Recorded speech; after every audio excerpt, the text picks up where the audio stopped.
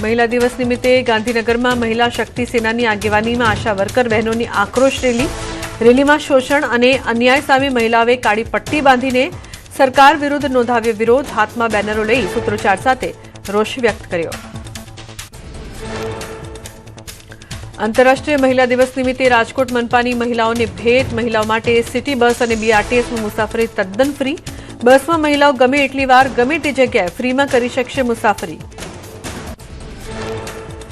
રાજકોટમાં વુમન્સ ડેની અનોખી ઉજવણી. રાજકોટમાં સામાજિક કાર્યકરે સરકારી હોસ્પિટલ અને જનાના જન્મેલી બાળાઓને આપી સોનાની ચૂક. સોનાની ચૂક સાથે ગાયનું ઘી, ગુલાબ અને ₹100 રોકડા આપીને કરાયું સન્માન.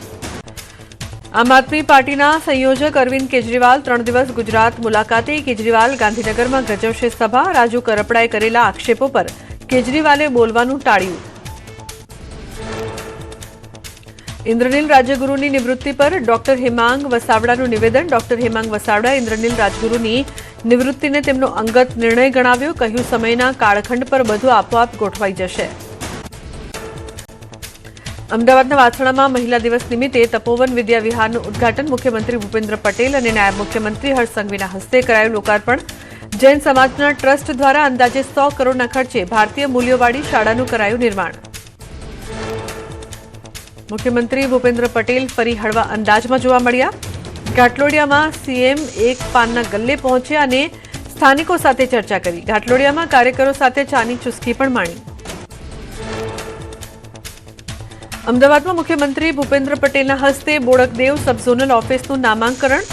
સબઝોનલ ઓફિસ હવે સ્વર્ગીય બંસીભાઈ પ્રાણલાલ પટેલના નામે ઓળખાશે. કાર્યક્રમમાં મોટી સંખ્યામાં ભાજપના કાર્યકરો અને પદાધિકારીઓ રહ્યા હાજર. સીએમ ભૂપેન્દ્ર પટેલે ઘાટલોડિયાને આપી વિકાસ કાર્યોની ભેટ. સરકારી ચાવડી અને પુરવઠા કચેરીનું કર્યું ખાતમુહૂર્ત. ઘાટલોડિયામાં આધુનિક સુવિધાઓ સાથેની સરકારી ચાવડી અને અન્ન નાગરિક પુરવઠા કચેરીનું નિર્માણ થશે. વડોદરાના ક્રિકેટ રસિયાઓએ વિશેષ હવન યોજ્યો. ટીમ ઇન્ડિયાની સફળતા માટે વિશેષ પ્રાર્થના અને હવનનું આયોજન કર્યું. શહેરના ચાહકોએ મંત્રોચ્ચાર સાથે હવન કુંડમાં આહુતિ આપી. ભારતીય ખેલાડીઓના શ્રેષ્ઠ પ્રદર્શન માટે કરી પ્રાર્થના. અમદાવાદમાં ક્રિકેટ ફીવર. ટીમ ઇન્ડિયાની જીત માટે આંબાવાડીમાં ટીમ ઇન્ડિયાની જીત માટે યજ્ઞ યોજ્યો. બુદરપુરા સંત કબીર આવાસના રહીશોએ કરી પ્રાર્થના. ક્રિકેટ ટીમના બેનરો અને પોસ્ટરો સાથે સ્થાનિકોએ ટીમનો ઉત્સાહ વધાર્યો. યાત્રાધામ વીરપુરમાં મહિલાઓ પણ ક્રિકેટ પ્રેમી બની. ગાયત્રી મહિલા મંડળ દ્વારા મહિલા દિવસની એક અનોખી અને પ્રેરણાદાયી ઉજવણી કરાઈ. મહિલાઓએ આજના દિવસે ભારતીય ક્રિકેટ ટીમ માટે વિશેષ પૂજા અર્ચના કરી. ઘર આંગણે વર્લ્ડ કપની ભારતીય ટીમ રહેશે દબાણમાં. ન્યૂઝીલેન્ડના કેપ્ટન મિચેલ સેન્ટનરે આપ્યું નિવેદન. જસપ્રીત બુમરાહને મેચનો પાસો પલટાવી શકે તેવો બોલર ગણાવ્યો. ફાઇનલ મેચ હાઈ સ્કોરિંગ થવાની પણ કરી ભવિષ્યવાણી.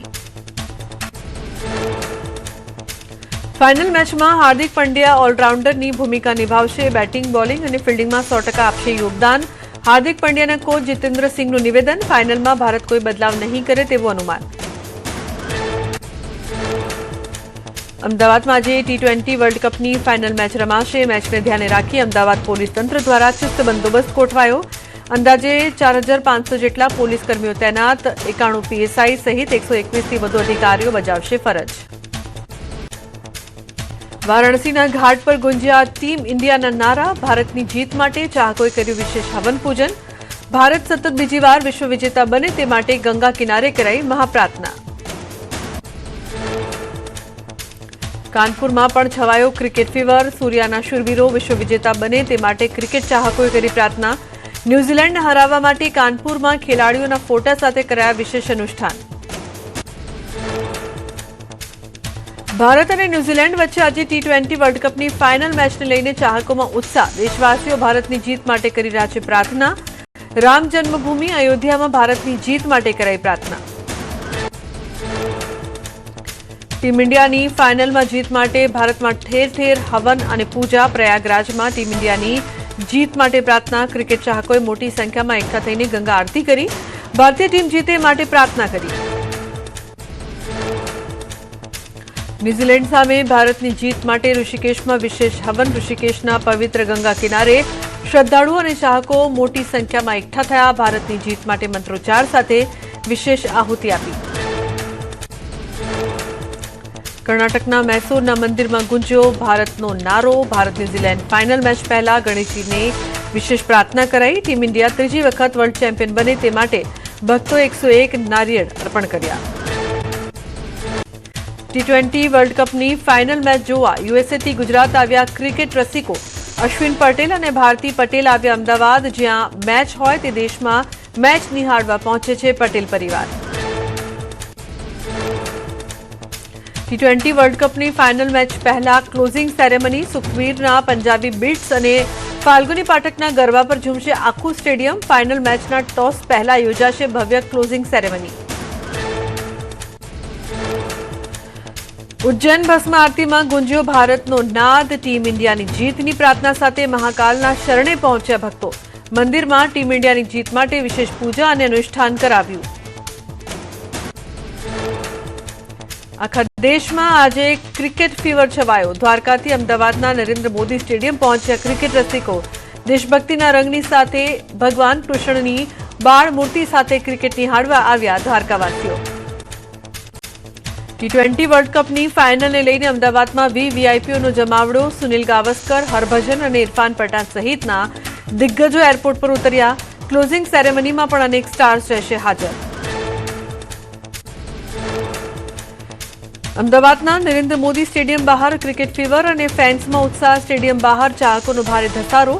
ટીમ ઇન્ડિયાની જર્સી ખરીદવા લાગી કતારો. કથાવાચક જયા કિશોરી પણ ટીમ ઇન્ડિયાના સમર્થનમાં પહોંચ્યા અમદાવાદ. T20 વર્લ્ડ કપની ફાઇનલ મેચને લઈને ઉત્સાહ દર્શાવ્યો. ટીમ ઇન્ડિયાની જીતનો આશાવાદ વ્યક્ત કર્યો.